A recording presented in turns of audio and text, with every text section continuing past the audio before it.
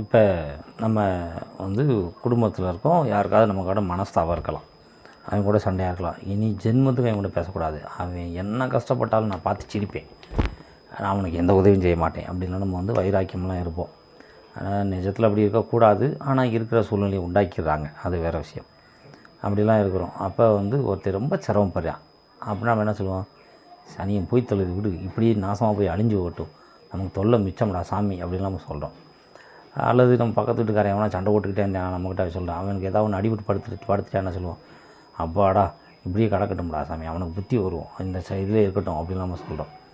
இதை நம்ம எப்படி இங்கிலீஷில் சொல்கிறது அப்படி சொன்னீங்கன்னா, இதை அவுட் இன் த கோல்டு அப்படி சொன்னோம். அவுட் இன் த கோல்டு அப்படின்னா அதை அவனை அப்படியே விட்டுரு, அவன் அப்படியே நாசமாக போகட்டும், அவனை கண்டுக்காத அப்படின்னு அர்த்தம். அவுட் இன் த கோல்டு அப்படின்னா இதுக்கு இதான் அர்த்தம். அதாவது நம்ம அவனை அப்படியே விட்டுருங்க, அவனை அப்படியே போகட்டும், அவனை எதுக்குமே கண்டுக்காதீங்க, அவன் அந்த கண்ணமே கடந்து அப்படியே போகட்டும் அப்படிங்கிறது தான் இந்த அர்த்தம்.